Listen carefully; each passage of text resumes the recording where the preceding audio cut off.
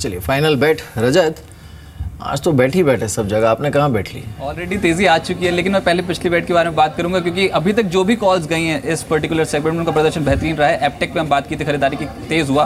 First solution तेज हुआ और कल बताया था टेक सॉल्यूशंस, उसमें जोरदार खरीदारी, अच्छी तेजी आज के सत्र में भी देखने को मिल रही है।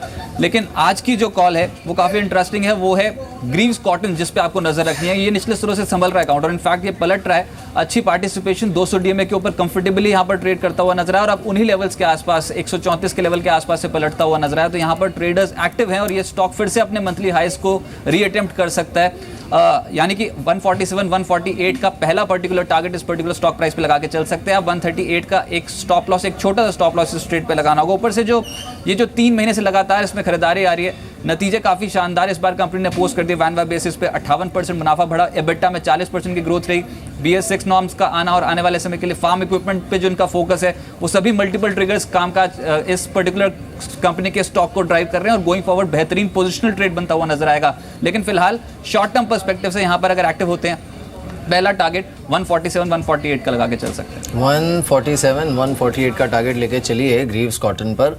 काउंटर फिलहाल करीब 5% ऊपर इस समय ट्रेड करते हुए, लेकिन अच्छा मूव इस समय मार्केट में देखने को मिल रहा है। मिड कैप के कुछ और आउट परफॉर्मर्स को देख लेते हैं जिसमें अच्छा मूव देखने को मिल रहा है। साउथ इंडियन बैंक करीब 4% ऊपर है, Sintex 4%, Canara bank, Page industries, DLF, Jubilant foods, ये सारे काउंटर्स ऐसे हैं जहाँ पर करीब 5.5% का मूव देखने को मिला है। एक बार वो पैक पूरा देख लेते हैं, जैसे जुबिलेंट फूड है, वेस्ट लाइफ डेवलपर्स या फिर ब्रिटानिया, क्योंकि अभी in fact all India bread manufacturers association की एक प्रेस कॉन्फ्रेंस भी थी जिसमें उन्होंने वॉलंटरीली जो पोटेशियम प्रोमेट है उसके इस्तेमाल पर बैन लगा दिया। उन्होंने खुद ही कहा है वॉलंटरीली कि अब हम इसका इस्तेमाल नहीं करेंगे। तो ये भी जो ब्रेड उत्पादक सारे ही हैं उस पर नज़र रखनी चाहिए। बट जुबिलेंट फूड्स, शर्मिला कैसा लगता है आपको ये? Yes, I think it's a good development. और लेकिन यही है कि जहाँ तक जुबिलेंट फूड का सवाल है, really the fight has been कि किस तरह का ग्रोथ हो रहा है। बट आई थिंक वो भी एक सेंस आ रहा है अब कि उनका जो बिजनेस मॉडल है it's been modified, tweaked a little bit, और आगे चलकर ठीक ही एक फाइनेंशियल परफॉर्मेंस रहेगा। So it may not be my top buy, लेकिन I think कि at current level Jubilant Food looks quite decent. Okay, इस बीच अगर आप देखें ONGC आपके स्क्रीन पे निचले भाग पे और ऑलमोस्ट आप देखिए करीब 4,416 करोड़ रुपए का प्रॉफिट स्ट्राइक किया है कंपनी ने। मैं कुछ देर में अगर आप देखें तो जो एक्सपेक्टेशन थी और एग्जैक्टली जो हमारी रिसर्च की एक्सपेक्टेशन थी उससे कंपेयर करूंगा, लेकिन प्राइमा फेसिया मैं सिर्फ अभी नंबर्स पे आता हूँ। मुनाफा करीब 1286 करोड़ से बढ़कर करीब 4416 करोड़ रुपए। आई मीन आइटम्स क्या इसमें इंक्लूडेड है क्या नहीं है मैं कुछ देर में देखूंगा, लेकिन for the timing I think street enjoy कर रहा है फिगर को। चलिए एक बार चार्ट दिखाइएगा। देखिए प्राइस जो कहते हैं ना वही सबसे बड़ी चीज़ होती है। 219 के स्तर पे भाव भगवान चीजें हम, यही बात है। अब 4% स्टॉक ऊपर आ चुका है, 1216 करोड़ से बढ़कर 4,416 करोड़ रुपए का प्रॉफिट। और इनफैक्ट अभी कुछ देर में टॉप लाइन और कुछ मैं थोड़ा सा मार्जिन्स के बारे में बात भी करूंगा। टॉप लाइन का आंकड़ा है 16,140 करोड़ की टॉप लाइन है कंपनी की, जबकि ये जो पहले का आंकड़ा था नहीं, ये एडजस्ट हो रहा है फिगर। आई थिंक इसको देखना पड़ेगा बिकॉज रॉयटर्स पे फिर से टेक आ रहा है 16,140 करोड़ का, लेकिन आप अब आया है 16,121, 16,385 करोड़ का आंकड़ा है, माफ कीजिए अब आया मेरे बार पे 16,000। वही मैं कह रहा था ना कि ये रिवाइज हो रहा है, रॉयटर्स पे आया था और रिवाइज हुआ है ये आंकड़ा। और देखिए करीब करीब बताओ 16,385 करोड़ का आंकड़ा है और जो टॉप लाइन की एक्सपेक्टेशन 21,303 करोड़ है। लेकिन स्ट्रीट की एक्सपेक्टेशन मेरे मालूम आपको क्या थी? 15,800 करोड़ रुपए के आस पे एक्सपेक्टेशन थी। तो 15,800 और उधर अगर आप देखें आपका 16,300, यानी ऑलमोस्ट 500 करोड़ रुपए का फ्रैक्शन आपका टॉप लाइन में है। लेकिन बॉटम लाइन में कौन कौन से आइटम है मैं कुछ देर में रिसर्च टीम से कोई खड़ा हुआ है इनफैक्ट अगर आप देखें बताने के लिए, लेकिन अच्छा आंकड़ा है। I think bottom line front पे भी और टॉप लाइन फ्रंट पे भी, दोनों ही फ्रंट पे इस आंकड़े ने चौंकाया है बाजार को। पंकज, प्राइमा फेसिया आपकी राय ONGC के नंबर्स पे? स्ट्रीट ऑलमोस्ट सलामी देती हुई इस नंबर को, स्टॉक डे हाई पे।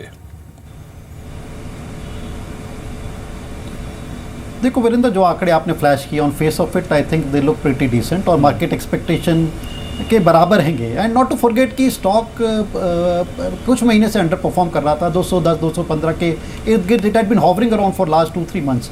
और आने वाले वक्त की बात करें, in spite of the kind of results you have thrown और मार्केट में सॉलिड मोमेंटम है, आई थिंक जिस तरह से क्रूड में राइज देखा गया पिछले 2-3 महीने में, जिस तरह से क्रूड एक $38-40 से या $50 के आसपास आ गया, and this is the range 50 to 60, I think this is the range जिसके अंदर कंपनी लाइक ONGC को सबसे ज़्यादा मुनाफा होता है और एक बॉयंसी क्रूड में देखने को मिल रही है। So I think we could see a smallish kind of a breakout from this 210-215 kind of shackles which ONGC had been encountering। और हो सकता है कि ONGC आने वाले वक्त में एक 235 से 245 के लेवल्स पे चला जाए, क्योंकि अगले 2 क्वार्टर या अगला 1 क्वार्टर मेरे को लगता है कि जो जिस तरह के रिजल्ट इस बार थ्रो किए इससे और बेहतरीन होने चाहिए। एबिटा को देखें तो अच्छा खासा ड्रॉप है। एबिटा इनफैक्ट 40% प्लस से मार्जिन गिर के 27% पे है एबिटा मार्जिन, और अच्छी खासी गिरावट है यहाँ पर। बट देखना होगा, देखिए सॉफ्ट हो भी रहा है जैसे जैसे वो फाइन प्रिंट आ रही है। आपने जो बात की ना यहाँ पे 27% की, अगर आप देखें एबिटा, वर्स्ट भी स्ट्रीट मान के चल रहा था 35% के, और आप कह रहे हैं 27%। दैट मींस वो नंबर और उससे भी कम हो रहा है। देखिए 4,487 करोड़ कंपनी का एबिटा रहा है Q-on-Q, और जो एक्सपेक्टेशन थी स्ट्रीट की वो 6,000 करोड़ प्लस की थी एबिटा पर। सो दैट विल एक्सप्लेन, आगे चल के वो स्लाइड दिखेगा भी यहाँ पर। लेकिन इस समय एटलीस्ट और ओके, तो आप देखिए जो इनका एक्स्ट्रा ऑर्डिनरी इनकम है वो 3,000 करोड़ से ज़्यादा की है। यही है, इसे हटाइए आप और देखिए नंबर को, फिर बॉटम लाइन जो है उसे ये आपका ऑलमोस्ट आप देखिए 44 करोड़ के 3,000 करीब 1400 करोड़ रुपए के, अगर आप देखें यानी उतने अच्छे नंबर्स अगर आप देखें। जब थोड़ी सी और बारीकियां आ रही हैं, कुछ exceptional items, EBITDA margins, 3 front पर आप देखें, शायद ONGC बात का, लेकिन देखिए आई थिंक स्ट्रीट इसको एक बात का अगर आप देखें कहीं ना कहीं माइलेज देगी कि ये ONGC के कारोबार करने के लिए सबसे वर्स्ट सिनारियो है जिस दौर से कंपनी गुजर रही है। आई मीन आपने इस क्वार्टर को अगर आप देखिए तो ऑलमोस्ट 35, 36, 38 की रेंज में क्रूड रहा था, माफ कीजिएगा 40 की और 42 की रेंज में रहा था। तो ये एक बहुत अच्छे सर्कमस्टेंसेस नहीं है जिसमें ONGC कारोबार करती है, और उसमें नंबर्स देना I think Sharmila 3,392 crore company की जो अदर इनकम को शर्मिला, इस आंकड़े के बाद तो आई थिंक नए सिरे से ही देखना पड़ेगा नंबर्स को ONGC के। बिल्कुल, but I think you know if you're looking at it from a longer term perspective, ये चीज़ भी है कि क्रूड जो ऐसे लग रहा था कि $25 जाएगा, अब धीरे धीरे $50 हो रहा है। So you know I think कि आगे चलकर शायद ONGC के नंबर्स बेहतर लगे। बट आई थिंक कम्प्लीटली कि ये क्या एक्सेप्शनल आइटम है, इसके पर अगर you know we get clarity तो अच्छा रहेगा। संदीप इस बीच हमारे साथ हैं, कुछ नंबर्स डिकोड किए हैं इन्होंने ONGC के। संदीप, सो क्लियरली मार्केट थोड़ा डिसअपॉइंट होते हुए, तो बताइए फाइन प्रिंट।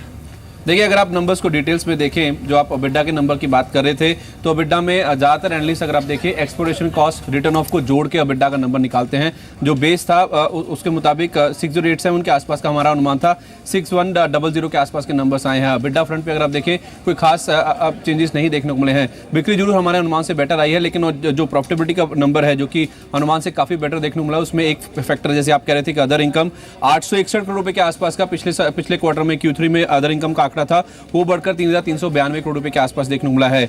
इसके साथ साथ अगर आप देखिए एक्सेप्शनल आइटम जो कि पिछली तिमाही में अगर आप देखिए करीब 4,000 करोड़ रुपए के आसपास के इम्पेयरमेंट लॉस इन्होंने लिए थे, जिसकी वजह से मुनाफे का बेस काफी छोटा था। इस बार अगर आप देखिए 852 करोड़ रुपए के आसपास का एक्सेप्शनल गेन है इनके नंबर्स में, जिसकी वजह से भी कहीं ना कहीं जो बॉटम लाइन का फिगर है वो आपको थोड़ा सा इन्फ्लेटेड नजर आएगा।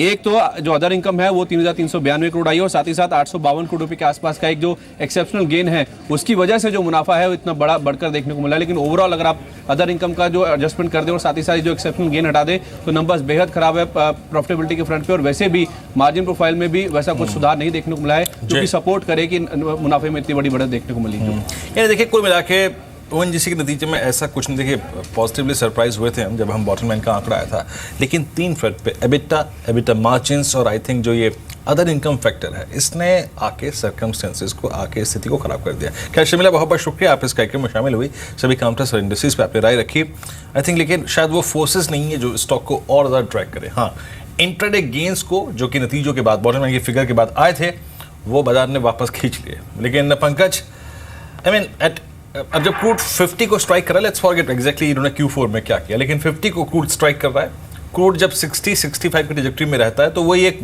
सबसे अच्छी स्थिति होती है ONGC के लिए काम करने के लिए। मैं ये नहीं कह रहा कि 80 का क्रूड हो जाएगा, लेकिन 60-65 सबसे अच्छी स्थिति होती है ONGC के लिए। आप इस प्राइस पे क्या करेंगे? पोजीशन लेंगे लॉन्ग टर्म पर्सपेक्टिव से या फिर अवॉइड करेंगे?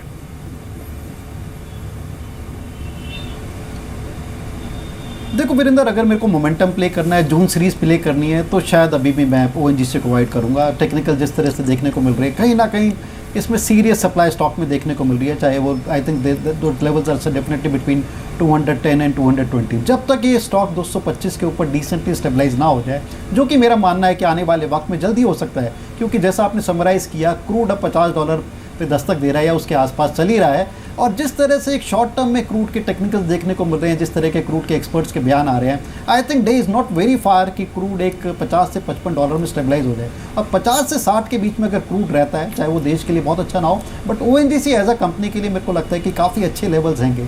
सो on a quarter to quarter terms, on a next quarter और next 2 quarter terms, I think ONGC could stabilise and move from current kind of scenario. But अगर मेरे को momentum खेलना है, जून सीरीज प्ले करनी है, तो आई थिंक अभी भी, और जिस तरह के रिजल्ट्स अब आप फाइनल डिटेल्स बता रहे हैं, तो I think it may take a while for ONGC to get its momentum back. और हमें नहीं भूलना चाहिए कि बहुत सॉलिड लिक्विडिटी है, बहुत बड़ा मार्केट कैप है, बहुत सीरियस मार्केट फ्लोट है। So to move a stock like ONGC, I think it takes some more time. और थोड़ा टाइम अगर होता मार्केट के पास तो ये मुझे लगता है 8100 भी आज ही कर देता। अब देखिए निफ्टी जिस तरह से 8077 पर, मैं आपको बताऊं फ्रेंकली स्पीकिंग, 142 पॉइंट कल की मैं इनफैक्ट रात को अप्रॉक्सीमेटली 10:30 पे मैंने FIS की डेटा की फाइल डाउनलोड करी। जब एक बार के लिए मैंने उस फाइल को देखा ना, I mean frankly speaking last 2 years में मैंने वैसा डेटा नहीं देखा था। आई मीन 3000 करोड़ रुपए का, तो वो एक चीज़ एग्जैक्टली रिफ्लेक्ट कर रहा था कि कुछ भी हो सकता है, और ये वही आपकी स्क्रीन पे है, कुछ भी हो सकता है वाली धारणा। 42 lakh Nifty, can you believe, 42 lakh Nifty fresh long create हुई थी कल। 15% ऊपर LNT, और निफ्टी में कंट्रीब्यूशन इसका 45 पॉइंट्स का, 45 पॉइंट 200 रुपये ऊपर। मेरे को याद आते मिहिर क्या आ गया, 2006 का दौर, मुझे याद था LNT 4000 पे था, लीड करता था और एक बार ऐसे नतीजे आए इंट्राडे में, कैन यू बिलीव, उस दिन LNT करीब 650 रुपये भागा था 2006 का दौर था। पंकज, आप LNT को लेना चाहेंगे इन लेवल्स पे अभी भी? आई मीन मान लीजिए कि एक बंदा वो है जो प्रॉफिट से बैठा हुआ है, प्रॉफिट्स पे बैठा हुआ है, और उसने प्रॉफिट इसलिए कमाया क्योंकि इसने बुरे दौर पे LNT पे दाव लगाया। कोई वजह लगती है कि आपको कि यहाँ से बुक करके बाहर निकल जाए? देखो, हर लेवल्स पे LNT में रिटेलर्स ट्रैप्ड हैंगे, क्योंकि नॉट टू फॉरगेट, आज से 1-2 महीने पहले तक it was one of the biggest Lagarde. अगर हम पिछले 1-1.5 साल की परफॉर्मेंस देखें, पिछले 2 साल की परफॉर्मेंस देखें, I think it has been a very serious underperforming stock. अब देखने वाली बात है, क्या ये जिस तरह के इस क्वार्टर के रिजल्ट्स आए हैं, whether this is a trend changer, whether this is a game changer, और it could be a sort of a one of kind of event. But मेरे को लगता है जिस तरह की गवर्नमेंट पॉलिसीज चल रही है, और क्योंकि जिस तरह की हमने रेवेन्यू ग्रोथ देखी, और रेवेन्यू ग्रोथ इंफ्रास्ट्रक्चर सेगमेंट से आई है, जहाँ पर LNT का मैनेजमेंट कह रहा है कि जिस तरह की हमने गवर्नमेंट के मूव्स देखे हैं, चाहे वो रेलवेज़ में हो, चाहे वो पावर में हो, चाहे वो स्टील में हो, चाहे वो रोडवेज़ में हो, I think that has been one of the bigger contributor to the revenues of LNT। और मेरे को लगता है कि उस तरह के macro moves government is committed to those kind of moves, and they may carry on to happen. But जिस तरह का आज सॉलिड मूव देखा है, जिस तरह की आज सेंचुरी मारी है, back to back century Nifty ने भी मारी है, I think this does not happen very often. तो शॉर्ट टर्म में प्रॉफिट बुक किया जा सकता है, बट मेजर ब्रोकरेज हाउसेज ने स्टॉक को अपग्रेड किया है। 1600-1650 के लेवल्स अगले कुछ एक महीनों में बात कर रहे हैं। बिल्कुल। चलिए पंकज, शुक्रिया हमारे साथ इस बातचीत में शामिल होने के लिए। क्विकली सुमित, अब कल के लिए कोई ट्रेड देना चाहेंगे क्या आप? आज जैसी तेजी हुई है उसके बाद इतनी बड़ी तेजी होने के बाद इस लेवल्स पे एक बार फ्रेश बाय करना तो नहीं समझ में आ रहा है मीर। आई थिंक बस जो लोगों ने एग्जिस्टिंग लॉन्ग करके रखा हुआ है वो होल्ड करें। अब जब तक ये दोबारा 8000 के नीचे नहीं जाता है तब तक निफ्टी में कोई दिक्कत नहीं है। प्रॉब्लम तो सुमित यही है कि जो होल्ड नहीं कर रहा है वो सोच रहा होगा कि क्यों नहीं कर रहा हूँ होल्ड में कुछ भी। यस एब्सोल्युटली, क्योंकि 2 दिन के अंदर 350 पॉइंट निफ्टी बढ़ चुका है और अभी तक तो अच्छा खासा मूव कमा चुका होगा अगर कोई होल्ड करता है। बट जनरली इतना लंबा कोई होल्ड नहीं करता है, लोग 100 पॉइंट में बुक कर लेते हैं। आई थिंक फ्रेश बाइंग एक बार अवॉइड करनी चाहिए 8080 के लेवल्स पे। अगर नीचे मिलते हैं 8020 तक तो फ्रेश बाय करना चाहिए। स्टॉप लॉस आप रखना चाहिए 7970 का। जब तक अब नीचे में 7970 8000 के नीचे सस्टेन नहीं करेगा तब तक निफ्टी कंटिन्यूसली तेजी देखने को मिलेगी और हो सकता है ऊपर में रैली एक्सटेंड होकर 8200 300 तक भी चली जाए। जून के पहले हफ्ते में भी हो सकता है हमको ये लेवल देखने को मिले। जी हाँ, चलिए अब यहाँ से रुक करते हैं हमारे आज के सबसे मुश्किल सेगमेंट का। नाम है इसका BTST, buy today sell tomorrow. आज क्या बाय टुडे और कल किस भाव पे बेचेंगे और सेल टुडे क्या करेंगे, आज सेल क्या करेंगे, सबसे मुश्किल सेगमेंट लेके अब हमारे साथ साक्षी मौजूद हैं। साक्षी बताइए आज की कॉल्स। शुक्रिया वीरेंद्र। आज कोई भी सेल टुडे नहीं है, सभी बाई कॉल्स हैं। आपको शुरुआत करके बताते हैं लोकेश ऊपर की कॉल्स। UPL पर इन्होंने खरीदारी की सलाह दी है। टारगेट बताया 612 का, स्टॉप लॉस हमें नीचे में लगाना है 587 का। वेदांता पर भी इन्होंने बुलिश राय दी है। टारगेट बताया 108 का और स्टॉप लॉस हम नीचे में मेंटेन कर सकते हैं 99 का। फिलहाल 104 पर ट्रेड कर रहा है। इम्तियाज कुरैशी की तरफ से राय है। ONGC पर खरीदारी की राय दी है इन्होंने। टारगेट बताया 228 के और स्टॉप लॉस हम नीचे में लगा सकते हैं 210 का। इनकी अगली पिक है IRB इंफ्रा पर खरीदारी की सलाह। टारगेट्स यहाँ पर भी 228 के करीबी दिए हैं और स्टॉप लॉस दिया है इन्होंने 207 का। लवलेश शर्मा की तरफ से एक ही कॉल है। उन्होंने सुप्रीम पेट्रो पर खरीदारी की राय दी है। टारगेट उन्होंने बताया 180 का और स्टॉप लॉस हम नीचे में लगा सकते हैं 158 का। चलिए जल्दी जल्दी बता दिया आपने स्टॉक, शुक्रिया इसके लिए। सिद्धार्थ भी हमारे साथ बने हुए हैं। सिद्धार्थ, आप कुछ रेकमेंड करना चाहेंगे क्या?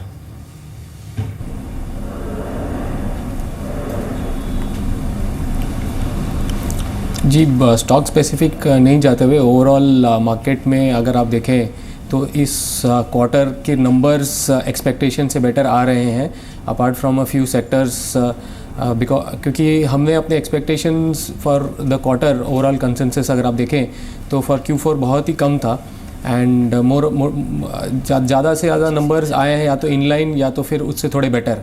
अगर आगे देखा जाए तो मार्केट के लिए यहाँ से monsoon, corporate earnings improvement and overall जो मैक्रो एनवायरनमेंट है वो बहुत मायने रखेगा। एंड अगर हमारा व्यू देखा जाए तो हम second half of the year हम एक्सपेक्ट कर रहे हैं कि corporate earnings will be much better because of the low base of last year. Interest rate जो कम किए गए हैं उसका पूरा बेनिफिट मिलेगा, मॉनसून का बेनिफिट मिलेगा जिसकी वजह से डिमांड बेटर होगी एंड ओवरऑल मार्केट को रेंज बाउंड रहते हुए सेकेंड हाफ में हम देखते हैं कि वो थोड़ा इम्प्रूवमेंट या रिटर्न्स जनरेट करने की एक्सपेक्टेशंस है। चलिए एक दो स्टॉक्स को और देख लेते हैं। अभी हमने BTST ट्रेड्स का जिक्र किया था। मैं ज़रा एक बार टॉप ट्रेड काउंटर्स में से कोई ट्रेड आइडेंटिफाई करने की कोशिश करता हूँ। अब देखिए L&T को हाथ लगाने का कोई मतलब है नहीं, हिम्मत नहीं पड़ती है फ्रैंकली स्पीकिंग। प्रैक्टिकली तो हिम्मत नहीं पड़ेगी। ऑप्शंस के जरिए ट्रेड करना तो आप कर सकते हैं, लेकिन और कुछ स्टॉक्स, इक्विटास होल्डिंग आज सुबह से एक्टिव है। आइडिया ये काफ़ी अपनी तरफ ओपन इंटरेस्ट खींचता हुआ। लैंको इन्फोटेक, UPL ये कुछ काउंटर जो कि आज वॉल्यूम्स अट्रैक्ट कर रहे हैं अपनी तरफ। Karnataka bank in the mid cap banking space 127.40, हाँ डेरिवेटिव्स में ये काफ़ी एक्टिव था सुबह। नहीं छोड़ता हूँ उसको, बहुत जल चुका है। अगर आप देखेंगे स्टॉक का एक वर्टिकल मूव दिया इस काउंटर में। फिर उसके बाद VRL लॉजिस्टिक्स ये आज 291 के स्तर पे, कर्नाटका बैंक का जिक्र मैंने किया अभी। रत्ना इंडिया इंफ्रास्ट्रक्चर ये करीब 4% ऊपर है। कास्टिक्स, M&M फाइनेंशियल सर्विसेज 321 के स्तर पे। जरा प्लीज़ एक बार आप M&M फाइनेंशियल सर्विसेज पे आइए। ये स्टॉक सुबह से स्ट्राइक कर रहा है आपकी स्क्रीन पे डे हाई पर 321 के स्तर पर। जरा प्लीज़ एक बार इंट्राडे के साथ साथ जरा इसका 6 मंथ भी दिखाइए। देखिए ये काफ़ी जाना माना और इनफैक्ट पिछले 10 दिन में काफ़ी एक्टिव स्टॉक रहा है। ये काफ़ी ट्रेडर्स का फेवरेट स्टॉक रहा है। ये आपकी स्क्रीन पर आप देखें। इतने स्ट्रॉन्ग मूव के बाद इसने क्या करा है, इसने मई के फर्स्ट वीक के हाई को एक बार रिविजिट किया है और उसको क्रॉस करने की टेंडेंसी को फिर डेवलप कर लिया है। सुमित, इस पे दाव लगाएंगे आप इस चार्ट पे? यस, बिल्कुल एब्सोल्युटली है। इसके अंदर फ्लैग पैटर्न का ब्रेकआउट आ रहा है। ये स्टॉक के अंदर ऐसा लगता है कि ये 350 के लिए रेडी हो गया है। आई थिंक इमीडिएटली 340 से 50 के लेवल्स इसके अंदर देखने को मिल सकते हैं। आज का मूव भी स्टॉक के अंदर बहुत स्ट्रांग है। 310 से 321 रुपए, 11-12 रुपए का मूव ऑलरेडी हमको इंट्राडे में देखने को मिल चुका है। आई थिंक इस लेवल्स पे फ्रेश बाय बिल्कुल किया जा सकता है। स्टॉप लॉस लगाना पड़ेगा 310 रुपए का और ऊपर में इमीडिएट टारगेट लेके चल सकते हैं 340 और 350। आई थिंक ये वन वे रैली हमको देखने को मिल सकती है इसके अंदर आने वाले एक हफ्ते के अंदर। 340 से 50 के टारगेट के लिए तेजी करके चलना चाहिए, बाय कीजिए।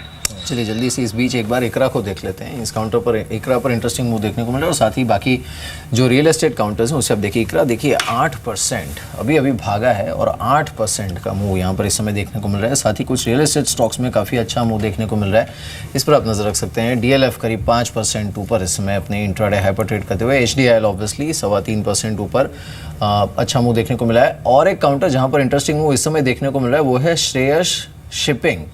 आज का जो इंट्राडे लो था इसका वो था 250 रुपये का, फिलहाल काउंटर 322 रुपये पर ट्रेड कर रहा है इस समय। अब देखिए 20% अपर फ्रीज इस काउंटर पर भी देखने को मिला है, और ये मूव आया है 3 बजे के बाद ही यहाँ पर, काफ़ी अच्छी। आप सुमित शेयर शिपिंग ट्रैक करते हैं क्या? वेल रेगुलरली तो ट्रैक पे नहीं रहता है, बट अभी मैंने ऑन द स्पॉट देखा है चार्ट इसका। ये स्टॉक के अंदर भी एक अच्छा मूव आज देखने को मिला है, और ऐसा लगता है कि स्टॉक के अंदर ये मूव एक्सटेंड होगा और इमीडिएटली 340 का एक रेजिस्टेंस है, उसके बाद इसके अंदर बड़ी तेजी देखने को मिलेगी। जब तक ये 340 ब्रेक नहीं करता है ये एक रेंज में चलेगा, नीचे के अंदर 280, ऊपर में 340। ऑलरेडी बहुत बड़ा मूव आ चुका है, इसके लिए फ्रेश बाइंग प्रेजेंट लेवल्स पे रेकमेंड नहीं करूंगा, बट जो लोग लेके चल रहे हैं वो 340 तक होल्ड कर सकते हैं, क्योंकि ऐसा लग रहा है ऊपर में 340 तो ये इमीडिएटली टेस्ट कर देना चाहिए। इसके बाद फ्रेश मूव 340 के ब्रेकआउट के बाद ही देखने को मिलेगा। इस बीच अब हम क्लोजिंग की तरफ बढ़ते हुए, और आज के अगर आप देखें 4 सबसे इंटरेस्टिंग पहलू क्या थे याद रखिए। पहला था LNT, दूसरा था निफ्टी, सेंसेक्स, उसके बाद शायद जिस चीज़ को हमने अगर आप देखें अभी तक इस अंतिम बाजी के सेकंड हाफ में बहुत डिस्कस नहीं किया, SBI अब दिन के सर्वोच्च स्तरों पे कारोबार कर रहा है SBI, और आई थिंक निफ्टी बैंक को जो कंफर्ट दिया है ना पिछले 3 सेशन में वो दिया है SBI ने। ये कहाँ से आया? 167 की ट्रैजेक्टरी से भागता भागता अगर आप देखें 184 पे। इस बीच अगर आप देखें निफ्टी बैंक ऑलमोस्ट स्ट्राइक करता हुआ 17,500 की ट्रैजेक्टरी को। इस अगर आप देखें क्लोजिंग के साथ क्या होगा, 17,500 का कॉल राइटर बैकफुट पे होगा, 17,000, 17,100, 17,200 उसके पुट राइटर को आज कॉन्फिडेंस मिला होगा। मैं आपको बताऊं आज शाम को जिन स्टैटिस्टिक्स को हमको देखना है वो है LNT के पुट ऑप्शंस को, निफ्टी के पुट ऑप्शंस को, और साथ ही साथ सबसे बड़ी चीज होगी कि 17,000 का पुट राइटर आज क्या करके गया। ये देखिए LNT करीब करीब 77% रोल ओवर स्ट्राइक करता है। जरा एक बार इसी के SBI की प्लेट पर आइए। SBI आज एग्जैक्टली क्या कर रहा है आपकी स्क्रीन पर? SBI 81% roll over, that means एक बार निफ्टी बैंक के रोल ओवर पे आइए जरा एक बार। निफ्टी बैंक का रोल ओवर कितना रहा? निफ्टी बैंक का रोल ओवर जब अंतिम बाजी ऑलमोस्ट आप देखें शुरुआत की थी मैंने, यहाँ पे रोल ओवर नहीं है, करीब करीब 58 to 59% था। ये रहा निफ्टी बैंक 64%। आप देखिए डिफरेंशियल कितना है versus the roll over of Nifty bank 64%। SBI is striking approximately 84%, यानी SBI is on the basis of statistics बहुत अच्छा लग रहा है इसमें, बहुत अच्छा लग रहा है। बाकी अगर आप देखें नंबर्स जो करें, लेकिन SBI ने 165 से लेकर 185 के बीच में काफ़ी अच्छा खासा बेस बना लिया है।